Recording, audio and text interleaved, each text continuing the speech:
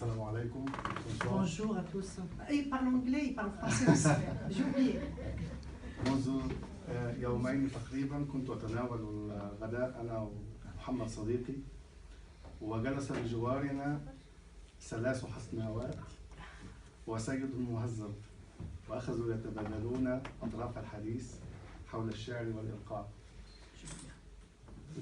Il y a 3 jours, j'étais dans un restaurant pour un dîner avec mon ami Mohamed et 3 jeunes femmes avec un jeune homme étaient assises près de nous. Ils ont entamé une discussion sur la littérature. أخذت أتمالك نفسي حتى لا أتدخل في الحديث فأنا لا أعرفهم، ولكن أتوا إلى نقطة ضعفي وذكروا اسم الراحل العظيم الشاعر السوري نزار قباني.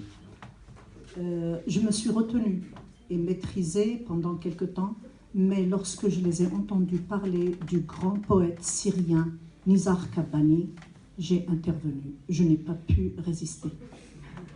عندها تدخلت في الكلام وتعارفنا، وتوجهت لي دعوة كريمة من الدكتورة فاطمة أحد الجالسين أو الذين كانوا يجلسون بجواري، وها أنا بينكم اليوم. Et donc, j'ai commencé à discuter avec eux et quand Fatima Shriban a appris que monsieur était poète et qu'il était d'Égypte, je lui ai proposé, moi personnellement, maintenant je parle au style direct, c'est moi, c'est pas reporté. Donc moi je ne traduis plus. Je lui ai demandé de venir participer au Printemps des poètes parce que c'est l'occasion ou jamais. La plupart du temps, je rencontre les poètes au Salon de livres de Paris, parce que j'y suis souvent, ou bien dans des rencontres poétiques ou dans d'autres salons à travers la France. Et j'ai eu l'occasion d'en rencontrer un dans un restaurant. Et voilà, je l'invite et c'est un plaisir de l'écouter parce que quand il a commencé à dire la poésie sans texte, sans rien, je me suis dit waouh, moi qu'est-ce que je vais faire. Donc j'espère que vous allez apprécier. C'est de l'arabe, je suis désolée, il n'y a pas de traduction, mais ce qui compte c'est la musicalité des mots et la façon dont c'est dit.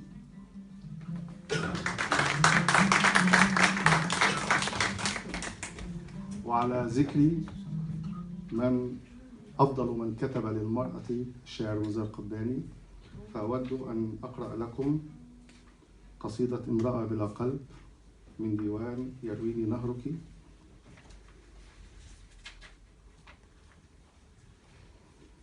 أين مدينتي؟ كيف اختفت بين أطياف السحاب؟ كيف صار الحق وهما وسراب؟ أين دفء أركانها؟ أين سمائها والتراب؟ تحطمت أشرعتي بعيدا عن شاطئها وسط بحر عاتي ليس عنده للرحمة أي اعتبار.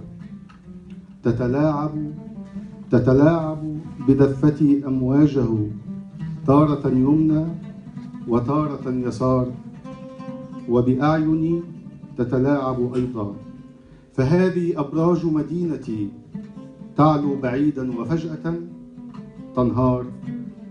قد يكون الموت للكثيرين نهاية رجاء، قد يكون تحطم لأماني نهاية لضياء، قد يكون للكثيرين غاية الابتلاء، ولكنه سيدتي لكثير الفؤاد شفاء.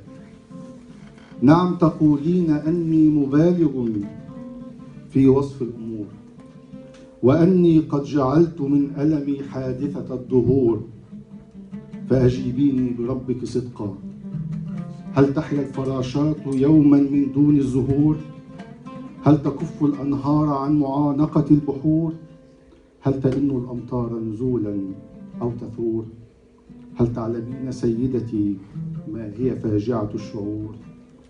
أن تعلو هامات الآمال حتى تلامس السماء، فتقطف بصيف الغدر وتقبر في بحر الجفاء، أن يكون الحب للقلب هو خارطة الفناء، خطت بيد عابثة يوما لم تعرف الوفاء، شمالها صدق مشاعري يتدفق كالنهر، جنوبها جبال الزيف وطعنات الغدر، بالشرق ولد ذاك الضياء بهذا الصدر، بالغرب وئد بنار الخديعة ومرارة الهجر.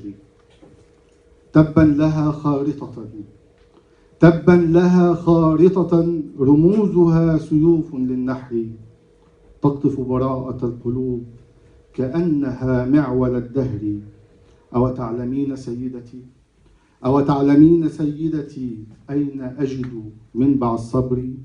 هل له من سبيل؟ هل أبرأ من صقب؟ هل يخدر قلبا ينطق نبضا بالألم؟ أيعيد لي عمرا؟ أيمحو قسوة الندم؟